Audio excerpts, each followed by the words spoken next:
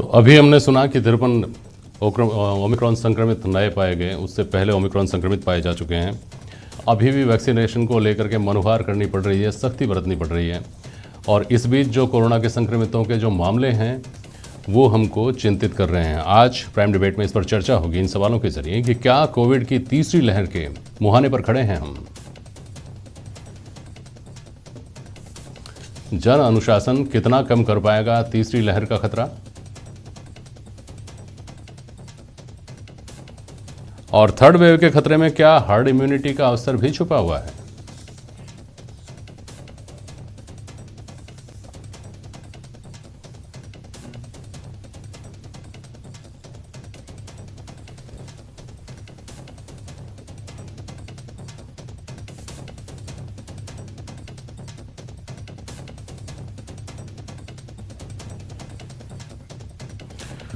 हमारे साथ स्टूडियो में स्वर्णिम चतुर्वेदी जी हैं, कांग्रेस के प्रवक्ता, अवधेश अकोदिया साहब हैं, वरिष्ठ पत्रकार, आशीष चतुर्वेदी जी हमारे साथ भारतीय जनता पार्टी के प्रवक्ता जुड़े हुए हैं, और डॉक्टर दीपेंद्र भटनागर हमारे साथ जुड़े हुए हैं। भटनागर साहब, पहले मैं आप सभी का बहुत स्वागत करता हूं। भटनागर साहब, तीसरी लहर को लेकर दूसरी लहर के जाने के साथ ही कयास और आशंकाएं बलवती हो गई थी।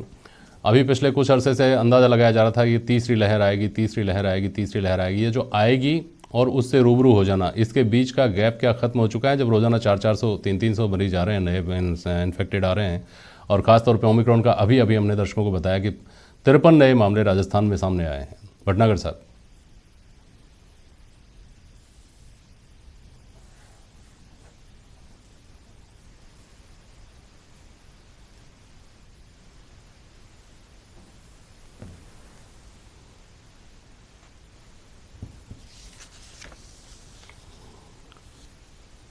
डॉक्टर दीपेंद्र भटनागर, आपको मेरी आवाज़ सुनाई दे रही है? भटनागर साहब, आपको मेरी आवाज़ सुनाई दे रही है?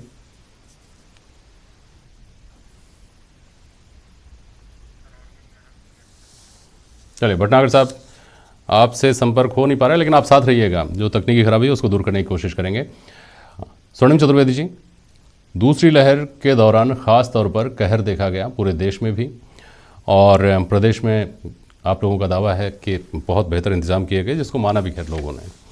अब राजस्थान किस तरह से मुतमईन हो सकता है कि अगर तीसरी लहर आती है तो उन तमाम जो चुनौतियां थी दूसरी लहर के दौरान, उनके लिए हम तैयार हैं? स्वर्णिम चतुर्वेदी जी, देखिए जेपी जी, जो दूसरी लहर के दौरान जिन जिन चीज़ों की हमने कमी देखी थी, और वो खास करके जब ऑक्सीजन का सप्लाई हमें नहीं हो रही थी, राजस्थान को दी नहीं जा रही थी, तो आज वो उससे कमी को दूर किया गया है। राजस्थान में अलग अलग जगह प्लांट्स लग चुके हैं। लेकिन सबसे बड़ी चीज़ ये है कि पिछली लहर में भी जो कमी हमारे पूरे देश में रही, जिसके कारण हमारे हजारों असंख्य लोग चले गए दुनिया छोड़ करके, वो ये था कि वैक्सीन उपलब्ध होने के बाद, वैक्सीन आ जाने के बाद भी हमने वैक्सीनेशन पर उस वक्त ध्यान नहीं दिया। आज भी हमारे मुख्यमंत्री महोदय बार बार चेता रहे हैं, बार बार रिक्वेस्ट कर रहे हैं कि आप बूस्टर डोज लगाइए, क्योंकि ये वैक्सीन ऐसी है जो लाइफ टाइम चलने वाली नहीं है, ये एक सीमित समय के लिए होती है।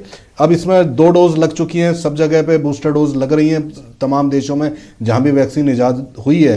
तो हम अब किस बात की देरी कर रहे हैं, हम किस बात का इंतजार कर रहे हैं, हम ये समझ नहीं पा रहे हैं। प्रधानमंत्री जी को तुरंत निर्णय लेना चाहिए कि जो बूस्टर डोज है वो सभी लोगों के लिए उपलब्ध कराई जाए, उनको लगाई जाए। तीसरी वेव आने से पहले अगर बूस्टर डोज लगती है तो निश्चित रूप से तीसरी लहर का सामना आसानी से होगा, अन्यथा ये कष्टप्रद होगा। अब जहां तक राजस्थान सरकार के कार्यों का सवाल है, राजस्थान सरकार ने जितने भी CHCs PHC हैं वहाँ भी कहना चाहिए ICU सेंटर बनाए हैं, ऑक्सीजन बेड उपलब्ध कराए हैं, ऑक्सीजन बेडों में इजाफा किया है, बच्चों के बेड का इजाफा किया है, वो सब चीज़ें अपनी जगह हैं। लेकिन जब हमारे पास इससे बचाव के उपाय हैं, हाँ। एक वैक्सीन हम लगा सकते हैं, हम काम नहीं रोक सकते, हम इकोनॉमी को बंद नहीं कर सकते, शटडाउन नहीं कर सकते, तो फिर वैक्सीन लगा करके इन सब चीज़ों से हमें निजात पानी चाहिए। तो ये अभी निर्णय केंद्र सरकार को लेना। आशीष जी, ये अनिर्णय की स्थिति क्यों दिखाई दे रही है बूस्टर डोज को लेकर? आशीष चतुर्वेदी जी, देखिए जेपी जी, कोई अनिर्णय की स्थिति है नहीं। अगर हम बात करें तो देश में आज 146 करोड़ से ज्यादा लोगों को वैक्सीन की डोज लग चुकी है, और आज ही 3 जनवरी से 15 से 17 साल के जो बच्चे हैं, स्टूडेंट्स हैं, उनका भी वैक्सीनेशन प्रारंभ हो गया है। और देखिए आज देश में उन बच्चों को 40 लाख से ज्यादा वैक्सीन की डोजेस लग गई हैं। अब बेसिकली मुख्यमंत्री का तो क्या एक स्वभाव है कि उनको हर विषय पे एक राजनीति करनी होती है। अच्छा। और हर विषय को लेकर उनको पत्र लिखने होते हैं प्रधानमंत्री जी को। आप देखिए प्रधानमंत्री जी भी बार बार कह चुके हैं, जो हेल्थ मिनिस्ट्री की प्रेस कॉन्फ्रेंस उसमें भी इस बात को बार बार कहा जा रहा है कि जो वैक्सीन जो बूस्टर डोज लगेगी, इसका जो निर्णय है वो पॉलिटिकल डिसीजन नहीं है। इसका निर्णय जो हेल्थ एक्सपर्ट्स होंगे उनकी राय के आधार पर किया जाएगा। आईसीएमआर ने, हेल्थ एक्सपर्ट्स ने अपनी एक कमेटी बनाई और उसकी रिकमेंडेशन के आधार पर तय किया गया 15 से 17 साल के बच्चों को और 60 प्लस के वो लोग जो में कोमॉर्बिडिटी है, वो डॉक्टर के प्रिस्क्रिप्शन पे हम प्रिकॉशन डोज देंगे। आप देखिए मुख्यमंत्री जी बार बार अभी बात कर रहे हैं यहाँ पे कि राजस्थान में सभी को बूस्टर डोज मिलना चाहिए। जेपी जी, अगर आपको ध्यान होगा तो अगर एसएमएस ने एक सीरो सर्वे किया था अभी थोड़े दिन पहले, जहां पे ये डेटा आया था कि राजस्थान के 90% लोग जिन्होंने वैक्सीन नहीं लगाई है उनको एंटीबॉडीज उनमें पाई गई है, और जिन्होंने वैक्सीन की डोज ली है उनको 98% उनके अंदर एंटीबॉडीज है।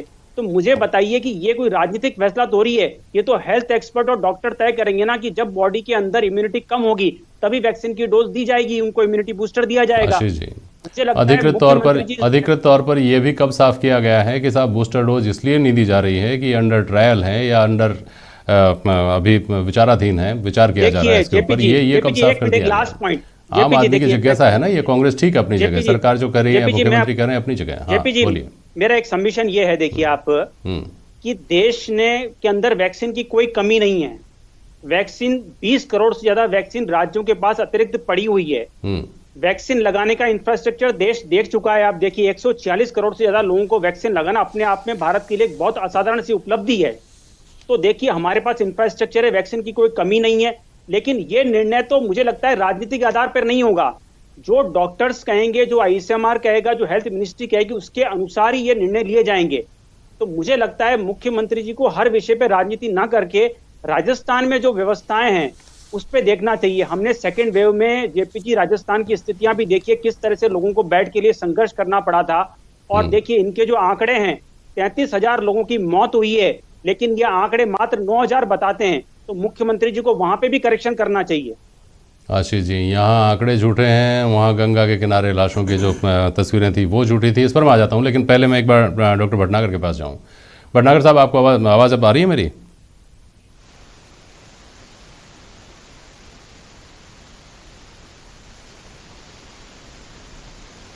डॉक्टर भटनागर, आपको आवाज़ सुनाई दे रही है अब मेरी?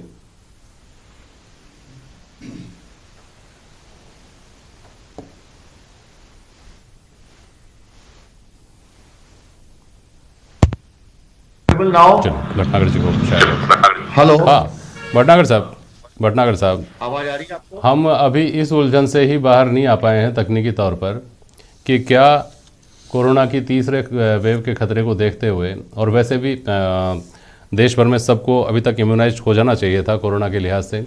पहली बात तो सब तक टीका नहीं पहुंच पाया है, यानी लोगों का रिलेक्टेंस है, उसमें सरकारों की कमी नहीं है, लोगों ने टीका नहीं लिया है। और जो लेना चाहता है, जो व्यक्ति जागरूक था, जिसने दोनों टीके लगवा लिए, और जो ये चाहता है कि अब हमें समय रहते अगर ज़रूरत है और अगर कारगर है तो उसकी बूस्टर डोज भी मिल जाए, तो जो